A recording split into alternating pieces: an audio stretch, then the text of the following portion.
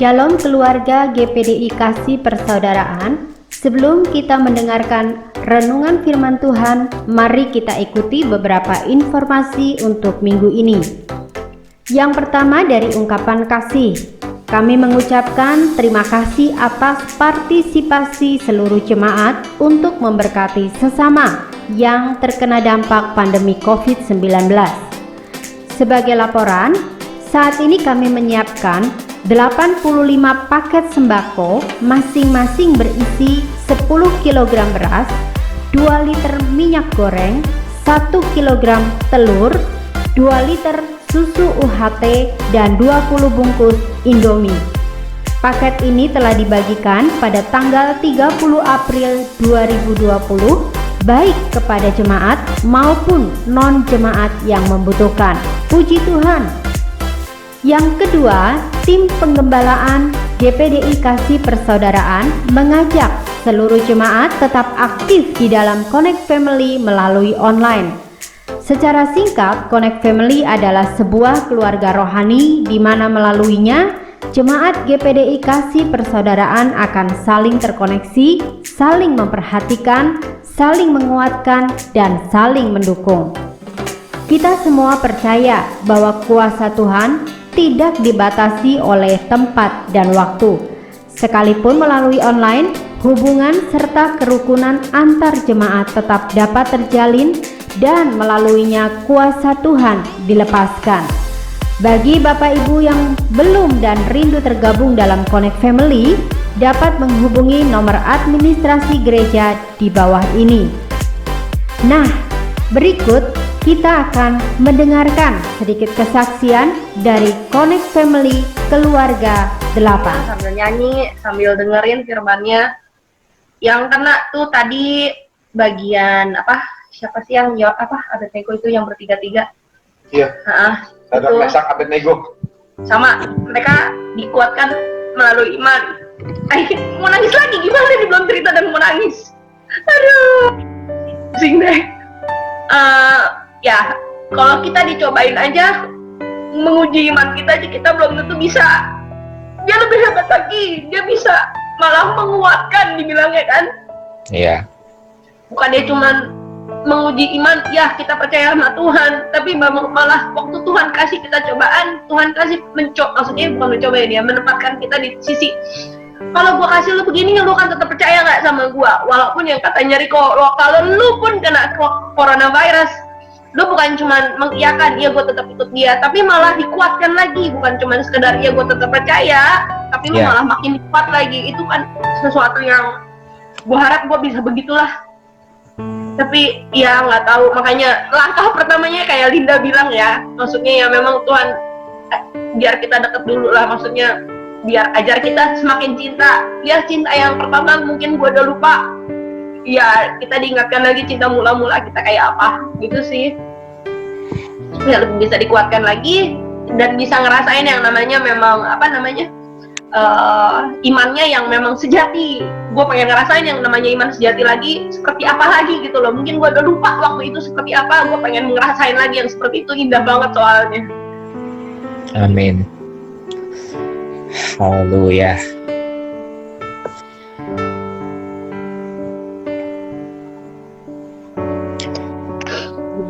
Sangat sih. Kayak waktu tadi Kalinda bilang Tuhan baik, kita nggak usah ngomong apa-apa aja, memang Tuhan tuh baik. Sampai nggak bisa ngomong tuh Tuhan baiknya kayak apa, kita nggak bisa ngomong lagi. Dengan ngomong Tuhan baik aja kita bisa nangis. Berarti kan nggak perlu diucapin lah baiknya apa, kita udah bisa ngerasain sendiri, gitu aja. Benar. Gak dijelasin kan tadi, Kalina cuma bilang Tuhan baik. Ya, gue juga berasa Tuhan baik, tapi gue nggak tahu maksudnya mesti nyebutin apa Tuhan baik, apa gue nggak bisa sebutin, tapi gue cuma ngerasain doang. Gue sendiri pernah jadi Kristen yang halilintar atau Kristen Coca-Cola yang kalau dikocok dia berbusa, begitu didiemin hilang busanya. Pernah juga jadi Kristen yang kedua yang datar-datar aja, yang iya gue percaya tapi yang ntar kalau nggak kejadian gimana lu, so-soan lu gitu istilahnya. Udah pernah dua-duanya dan puji Tuhan saat ini keadaan gua nggak di kedua jenis Kristen itu. lagi enjoy banget. Maksudnya dari kemarin kan emang lagi proses, lagi menikmati banget saatnya saat teduh. Terus kalau setiap kali anak-anak bangun juga, ayo doa dulu, bilang terima kasih Tuhan, hari ini tuh kita sekeluarga bisa bangun dengan sehat. Iya maksudnya, iya jadi deket banget sih memang akhir-akhir ini ya, lagi ya puji Tuhannya kayak gitu sih. Dan soal iman sendiri, sekitar 2 minggu yang lalu malah tiba-tiba pas lagi saat teduh Tuhan bilang gini, Wiwin, kalau semuanya gua ambil, lu gimana yuk? Waktu itu sih, maksudnya pas ditanya gitu sih nangis ya, tapi gue percaya banget ya kayak gitu, kayak Sadrak, Mesak dan Abednego itu gue udah dapet 2 minggu yang lalu. Mau Tuhan sayang kek, mau Tuhan tolong kek, mau Tuhan kasih berkat atau enggak kek, gue nggak tahu, itu misterinya Tuhan. Tugasnya gue nyembah Tuhan, sayang Tuhan, dengerin firman Tuhan, sisanya itu urusannya Tuhan. Iya. Kalau gue sih lagi di tahap kayak gitu ya. Dan waktu bilang Tuhan, kalau gue ambil semua gimana? Gue cuma sambil nangis, gue cuma bilang, Tuhan ambil, karena gue tahu Dia yang kasih, Dia yang ambil, dan Dia pasti balikin lagi.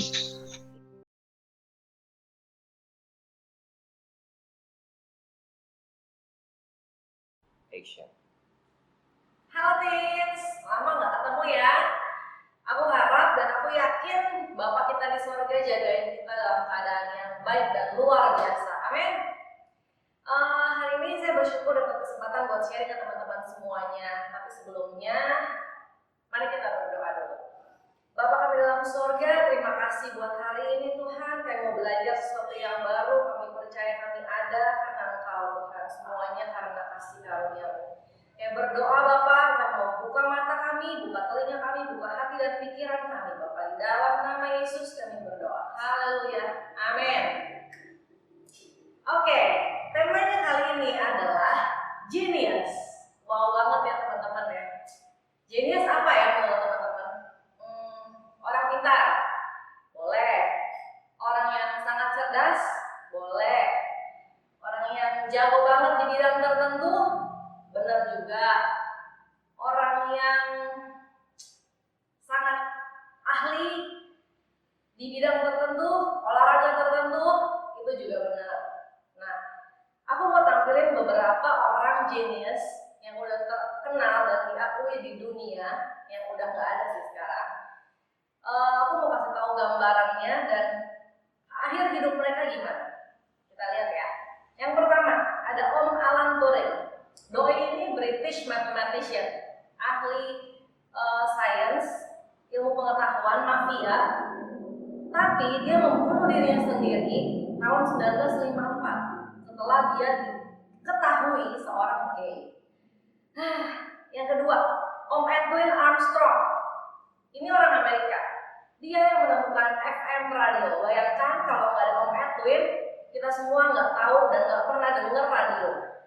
Ternyata Om Edwin juga bunuh diri tahun 1954. Yang ketiga, ada Om Wallace Carothers. Om Wallace ini pencipta dari nilon, benang nilon yang masih dipakai sampai saat ini, baik untuk urusan medis maupun non medis. Dan ternyata Om Wallace juga bunuh diri tahun 1937. Yang keempat, Om Yukio Mishima. Beliau adalah asli orang Jepang, penulis terkenal baik fiksi maupun non-fiksi. Ternyata dia juga membunuh dirinya tahun 1970. Well, ironi ya. Terus, apakah itu jenis yang kita mau kita berakhir bisa bunuh diri loh? Tentu enggak kan? Masih banyak teman-teman tokoh-tokoh dunia lagi, penemu bohlam lampu, penemu televisi, penemu telepon, semuanya termasuk orang genius. Baik mereka dilahirkan genius atau mereka berusaha sekuat tenaga sampai mereka genius di bidangnya, mereka tetap genius. Benar? Oke, jadi sebenarnya definisinya genius itu apa? Pertama ya memang benar orang yang pintar di bidang tertentu.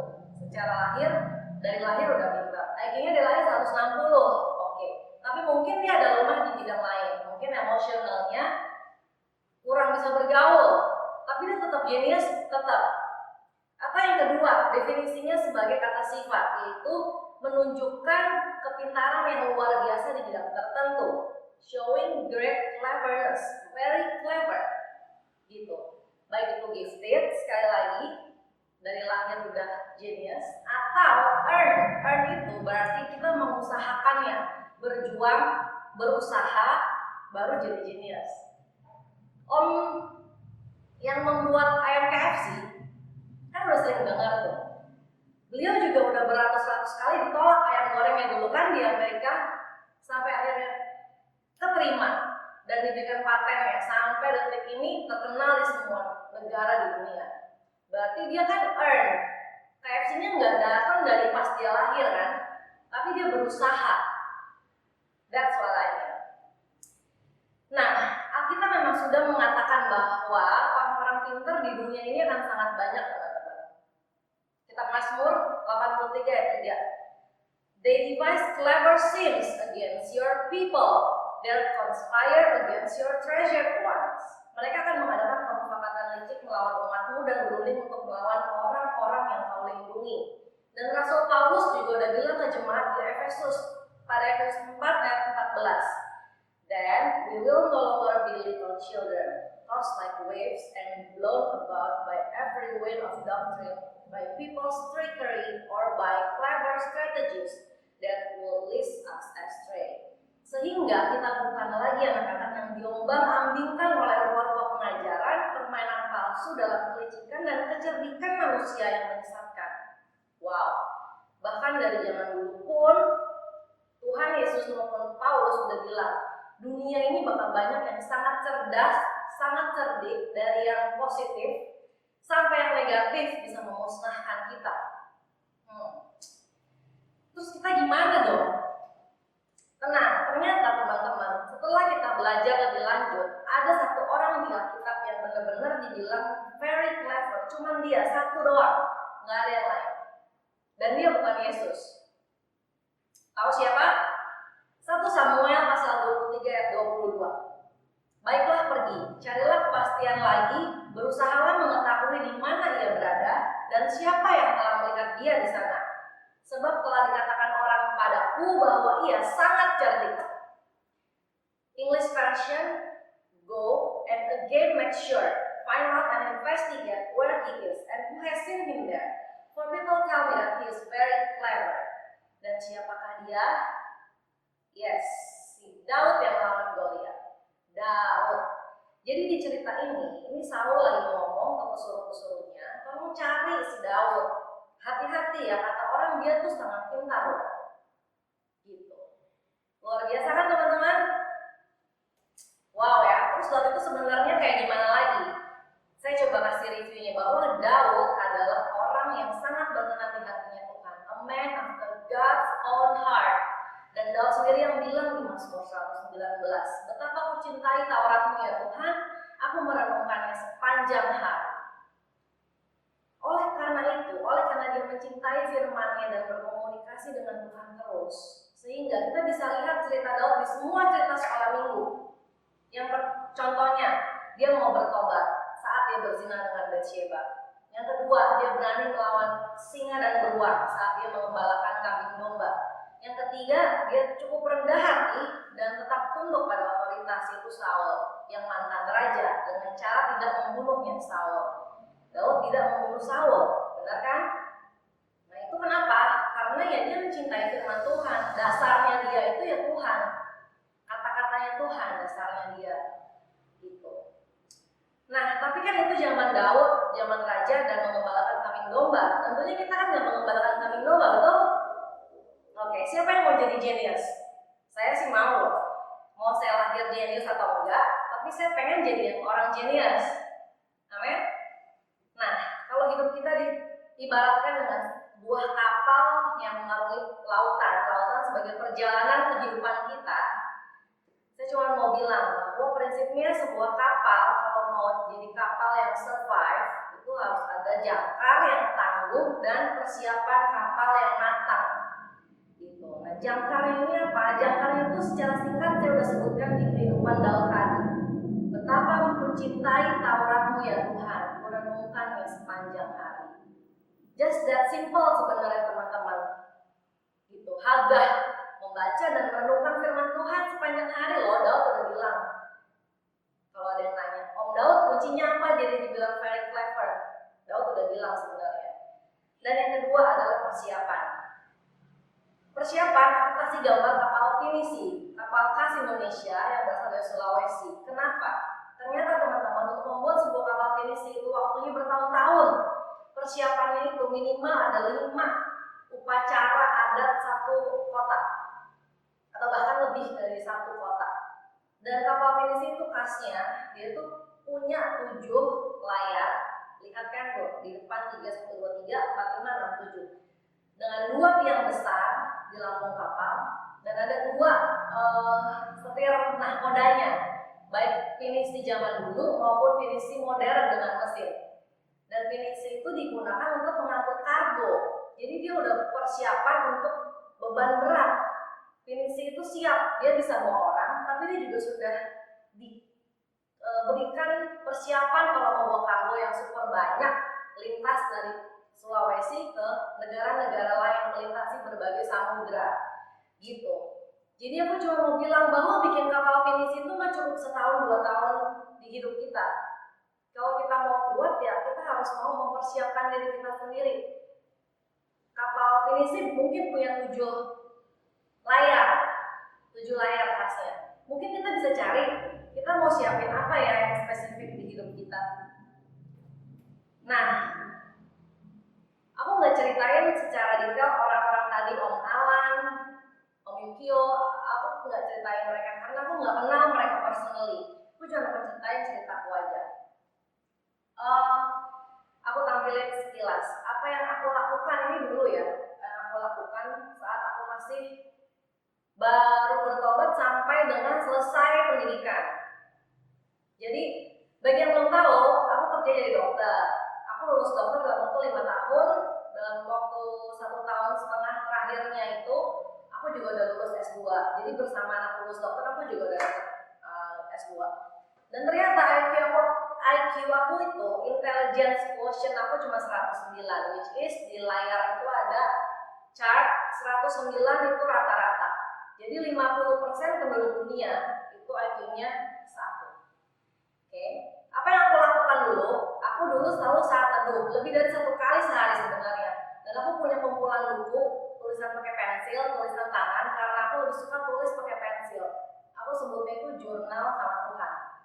Ayat yang meremah, pesan-pesan khusus Tuhan aku tulis daily, banyak nggak cuma sekali. Dan buku-buku itu udah dibersihkan dari rumah lama aku. Terus penyembahan setiap hari, baik itu di rumah ataupun aku ke gereja. Dulu di gerejanya di Taman Ratu itu dekat sama rumah aku, ada gitar. Sebelum aku dibeliin gitar, aku bisa penyembahan tiap hari ke gereja. Cuman buat nongkrong, buat main gitar sambil belajar sambil menyembah Tuhan paling setengah jam sampai 1 jam, udah baru pulang.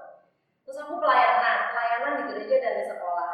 Pelayanan di gereja itu mencakup bisa dulu ada OHP, nulisin OHP, operator OHP, sampai gue ikutan tim nari, terus ikutan WL, ikutan singer. Cuman main musik aja aku nggak pelayanan. Sama sharing firman Tuhan, sama pimpin komsel juga, gitu. Dan di sekolah itu pasti jadi semacam rokris di sekolah. Terus apa lagi yang aku lakuin tiap pagi kan sekolah ya aku selalu bangun pagi, nggak pernah telat ke sekolah, nggak perlu dibangunin. Dan aku selalu pengen semua pelajaran itu hatam, kalau kata teman-teman seberang kita. Hatam itu jadinya suka nggak suka, aku akan habisin itu buku semua pelajarannya yang aku diwajibkan, gitu. Misalnya aku tahu aku sukanya pelajarannya IPA, aku nggak suka IPS, nggak suka geografi. Tapi secara itu buku udah ada di depan mata, aku harus habisin itu buku, mau nggak mau, aku akan tetap berusaha, gitu. Itu standar yang aku tetapkan pada diri aku sendiri dari dulu. Dan aku selalu buat PR di rumah. Catat ya teman-teman, buat PR di rumah, bukan di sekolah pagi-pagi. Gitu. Kalau aku nggak bisa, aku sampai ngurung diri di kamar malam-malam. Ini benar bukan lebay. Aku telepon teman aku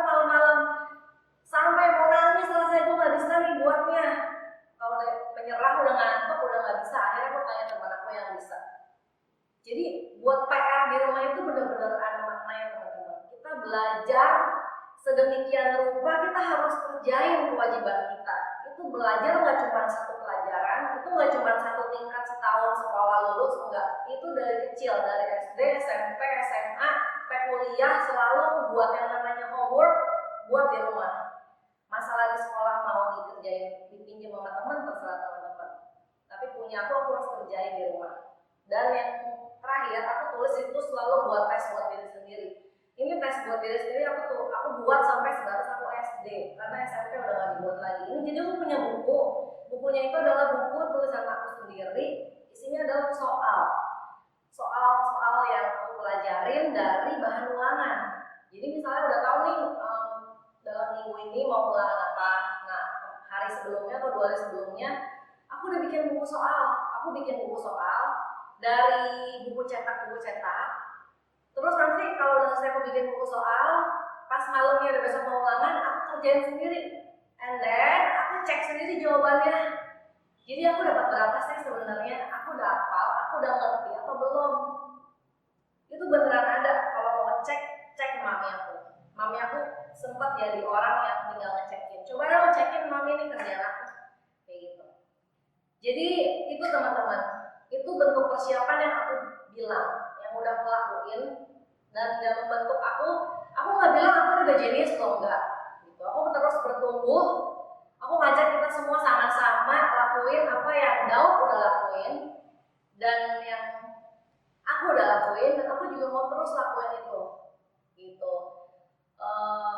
Baik teman-teman levelnya di SMA, SMP, semua ada prosesnya, semua beda-beda, semua ada seninya masing-masing. Tapi ingat, kita butuh jangkar yang kuat dan kita butuh persiapan yang mantap. Persiapan itu nggak berbicara cuma belajar sehari atau seminggu atau sebulan atau setahun. Persiapan itu terus menerus, nggak pantang menyerah, nggak bilang bosen, mau di rumah, mau lagi belajar di rumah, mau belajar di sekolah. Ya kita tetap persiapan. Amin. Oke teman-teman, semoga kita semua makin hari makin jadi orang yang jenius, makin jadi Daud-Daudnya Tuhan dimanapun kita semua ditempatkan. Mari kita tutup dalam doa. Bapak, terima kasih buat kesempatan hari ini Bapak, kayak boleh belajar sesuatu Bapak buat menjadi jenius di mata-Mu Tuhan. Kami harus mencintai Engkau dan merenungkan firman-Mu siang dan malam, sehingga kami bisa mempersiapkan hidup kami, mempersiapkan semua yang harus kami kerjakan, pikirkan, lakukan, katakan selama kami ada di dunia ini Bapak, sehingga kami mencapai apa yang harusnya kami capai sesuai kehendak-Mu Bapak. Kami percaya Engkau menguatkan setiap kami Tuhan. Terima kasih Bapak. Saat saya mau berdoa Bapak, biarlah Engkau Allah Bapak yang menyertai setiap anak-anak-Mu di tempat ini, dan kasih sayang dari Roh Kudus, dengan persekutuan yang manis dengan Roh Kudus Tuhan, dan berkat yang melimpah daripada-Mu Bapa menyertai anak-anak-Mu dan keluarganya semua sampai Kau datang kedua kalinya. Dalam nama Yesus kami berdoa. Haleluya. Amin.